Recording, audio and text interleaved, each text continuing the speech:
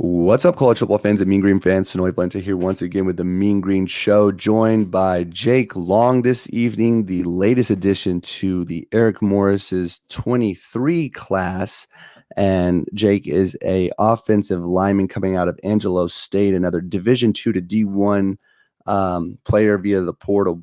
We're going to get into all things related to Jake's story and what led to him committing to North Texas. But before we get into all of that, guys, you already know the drill. If you're a fan of college football or G5 football, consider hitting that like and subscribe button because that's truly all that we talk about.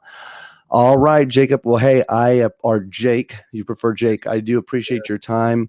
I know it's kind of been a busy couple of days, last few days after your commitment, but kind of getting into your story a little bit. So what led you to go to Angelo State out of Midway High School? Well, I was originally from Southern California. I played 3 years there at Vista Merida High School, my freshman, sophomore, and junior year, and I was a real unrecruited, didn't really get a lot of looks or opportunities. And I ended up moving to Waco, Texas, and I went to Midway Waco High School. And it was the year after they went to state, so I was really excited to be there. They were a good program, and they had a lot of intention. We had players like Tanner Mordecai and Jackson Player and some studs that are still playing today. And kind of when all this process happened, when I first got to Midway, we were running sprints, and I ended up breaking my hip, and it was a avulsion fracture in my hip. And when that happened, my recruitment kind of just disappeared on me before my senior year. And I ended up going through the senior year and kind of playing good. And I had one of my best seasons I've ever had. And during that process, I got offers from Western New Mexico and some other LSC schools, and it was super exciting. And but basically, I get down to the January time, and I don't really have an opportunity that I'm very fond of. I didn't really want to do the JUCO route; it's kind of a risk, and I really wanted to get a 4-year university so I could get my scholarship and go get my 4-year degree, and I wanted that to be all done. So I really wanted to go to a 4-year. And the very last second, Jason Johnson, the recruiting coordinator at Angelo State, calls me and asked me to come down to visit, and I went down there, and I just had the time of my life. And compared to where I've been at the time, and it was kind of easy done. I made a decision, and they were one of the only teal schools to give me a chance. So I was always very thankful. So I was excited to be a Ram. It was exciting. That's how I ended up there. So 2022, you were Offensive Lineman of the Year for the Lone Star Conference. I'm curious to know, at what point during your career at Angelo State did you start to really consider testing the portal? I finished my junior year, and it was not my best performance by any means. I didn't get really much awards or on much things, and I was not happy with my performance. And after that season, my right tackle at the time, Pat, he's at TCU now. He kind of got the Lone Star Conference Lineman of the Year, All-American, every list, and got on the first team All Texas and all the kind of stuff like that. And when that happened, he kind of went to the portal, and I was with him in that process, and I saw what he could do and what he got and all the opportunities and stuff. So it just got me real focused. So that semester, right before this last season, when I had all the awards and stuff that season, I was so driven to do as best I could to win as many games as I could so that I could do this. I wanted an opportunity to tap into this. This is an amazing thing. It's an opportunity to change everybody's lives. And I get a person that really wanted to play Division I gets an opportunity to now. So it was exciting that whole time. So you're saying the season before last season, it was kind of a plan okay, if I can put together a really good season, then I'm going to try to make the jump from D2 to D1. Is that kind of what you're getting at? Absolutely. I was real focused, man. I was like, man, I'm going to do this, but it all depended on the season. I had to have the year. Mm-hmm. People get lost in the portal if you don't have the years that you need and the tape and the film. So it was important that I got film, and then I ended up getting film, and that's why I'm here now. So it all worked out in that process. In your case, really not as much of a risk though, because again, Offensive Lineman Player of the Year, whatever, it doesn't really take a football savant to understand that you were going to warrant the D1 offers, like the Houstons, Ohio's, ULM, so on and so forth. But let's say you weren't maybe that prestigious of a guy. Do you think could you test the portal and then come back? Would it have stayed open for you in that case? Or do you think if I'm in it, I'm in it? It's a risk, man. Cause it's it really depends on your film. If you don't have that film and you don't have the accolades and awards, especially at the Division II level, I mean, there's players that disappear in Division II that are absolute ballers, man. Mm-hmm. And so obviously for me, it was a little different because I had the accolades and the film that I needed. So when I went to the portal, I kind of knew that I would get an offer. I didn't know what level, what opportunity of FCS, FBS, or Power 5, Group of 5, anything like that. I had no idea.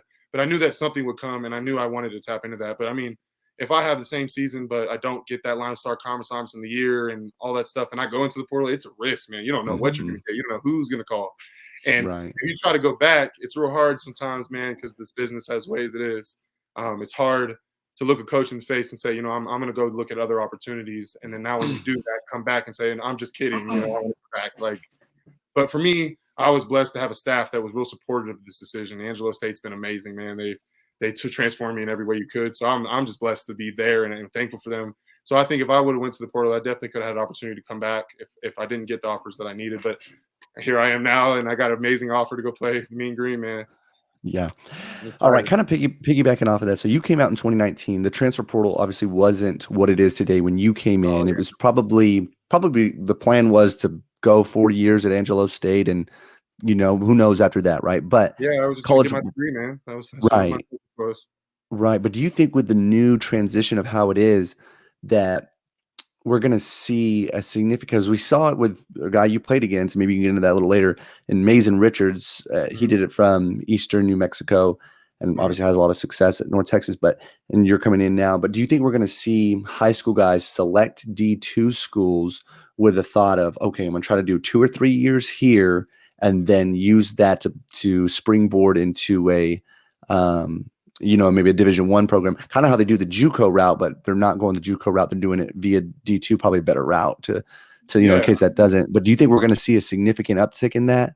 absolutely, 100%. I mean, there's players that don't get an opportunity at Division I level out of high school, and they end up at this D2 level that are just they're phenomenal, man. They got the work ethic, they got the skills, they got everything that you need. They just didn't get an opportunity. So now you're looking at these kids, these young kids who are seeing people like me who did it, going that D2 route, and Madsen, who's also a stud.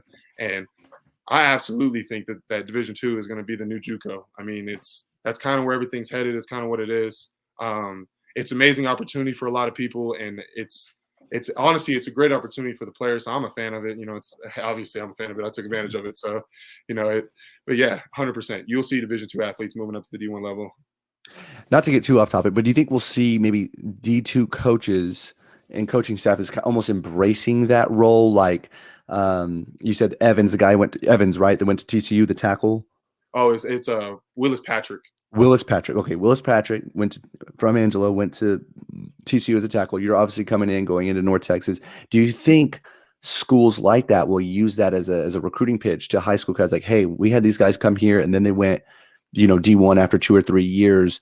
Or do you think they'll try to maybe? Do you think they'll look at it to how we don't want to be looked to as that, but if it happens, it happens. But which way do you think? Like, if you were a coach, would you just kind of accept it and try to sell Man, that sizzle, or like, how would you a approach that? double-edged sword, man, because you really want people to come to your school and look for these opportunities. And if you have people like me that done this, then you can use that. I mean, if I was a Division II coach, I'd absolutely use that. I say, you come here, we'll do everything we can to get you in pristine shape and playing the best ball you can, so you can move up. But there's also the fact that these are 4-year universities; they're not 2 years. I mean, they have to win games for 4 years, and so if they recruit and they get a good player, then 2 years later that player's gone. It's going to be tough on them. So it's a double-edged sword. I don't really know exactly how it's going to roll and how it's going to pan out because this portal thing is a little crazy at the time. But I mean, yeah, I could definitely see it. I mean, it's something I would do if I was a Division II coach for sure. Yeah. All right. So going into this cycle or this segment of your recruiting, going into the portal, what ultimately made you choose North Texas? Man, hardest decision of my life. I'll say that, man. I had amazing opportunities, and these coaches calling me on a day-to-day basis, and I built relationships, and I was so grateful for all of them. It's all opportunities. It's all opportunities that I'm grateful for. So, but it was when I got here in Texas that one year in Waco. I mean, I just fit in, man. Like in California, I was totally a surfer dude, like going to the beach all the time, flip flops, sports shorts, and I get to Texas, and all of a sudden I'm wearing boots and I'm wearing Levi's, and I'm starting to talk like this, and it's that I fell in love with that, man. Like going to a ranch and just having a good time on a ranch, fishing and hunting and all kinds of stuff like that. I embraced it. Like it was definitely something I loved, and it's nothing I didn't know I had. So when I was thinking about this decision, I love Texas. Like I'm a Texan now. I claim it. I am it. I'm not California no more, man. I'm a Texan. So I got an opportunity 2 hours from my house, man, and I get to keep my circle because my 100% my number one priority is my family. I gotta feed the family, man, and with that thought process, it was an opportunity to play at the highest level you can in this FBS football and be only 2 hours from my house, man. It was it was an easy choice, man, or not an easy choice. It was very hard, but I'm just excited to be able to play ball in Texas and get to be a Texas football player still to this day, and I still get to do my hunting and going to the ranch and all that kind of stuff that I like. So that's kind of what made me to make the decision. That's awesome. Okay, so you have 2 years of eligibility. Is that correct? Yes, sir. I do. And are you being brought in for center or guard, or I mean, you're interior though primarily, Yeah, right? I'm an interior alignment, and to be honest, that's all I kind of know, man. Anywhere they want me to play, I'll play. I don't care. It's an Yeah. opportunity to play. I'm going to play. So it could be any of the interior spots. I'm very much an interior guy. That's kind of what I've always played and where I'm at. I've done center. I did a lot of center at Angelo. I was the emergency center, but I started also all of my games at right guard. So I'm comfortable with both. I played left guard in high school. It's more about whatever I can do to help Mean Green win. That's all that matters. Do you have a major selected yet? Yeah, I just graduated with my health science professions degree and with a focus in physical therapy or allied health professions. And I was kind of going to try to do a PT route, but that kind of isn't what I'm going to pursue. I kind of not what I really want to do. So North Texas offers a MBA in sports management that has internships with the Cowboys and Riots and all up in Frisco, Texas, and that's just exciting. So I'm going to go and get my MBA in sports management at UNT. Yeah. So with all obviously I mean, long shot, but Division I football player, obviously, I mean, trying everything again to make it to the NFL, but with all these new leagues coming up, XFL, USFL, is that something, if the opportunity was afforded to you, would you be interested in one of those two leagues? Absolutely. This is the game I love, man. I don't see myself doing anything else but playing football. So, and any opportunity to play professionally would be an absolute blessing. Like I would 100% answer the phone call. That's if that's what you're asking. I don't care where it is, where it's at. It doesn't matter to me. All right, last question, man, before I get you out of here. Your age group, I don't really know how much.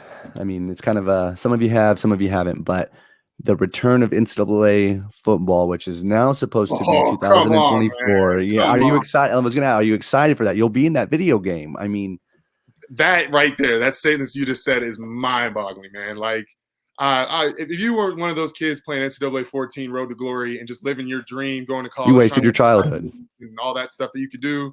I mean, man. And now I get to actually play with myself. Like, I'm gonna be controlling along. Like, that is so cool, man. Like, it's just a blessing. I'm definitely gonna do a UNT dynasty. We're gonna win some national championships. Don't worry about that.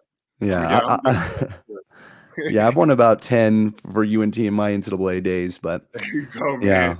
Yeah, they need another coach. But well, hey Jake, I really appreciate your time, man. Best of luck wrapping up school down there in San Angelo, and best of luck getting ready for next season. And we'll talk soon. Go Mean Green. Go Mean Green, man. Can't wait to see y'all, Mean Green Nation. Can't wait.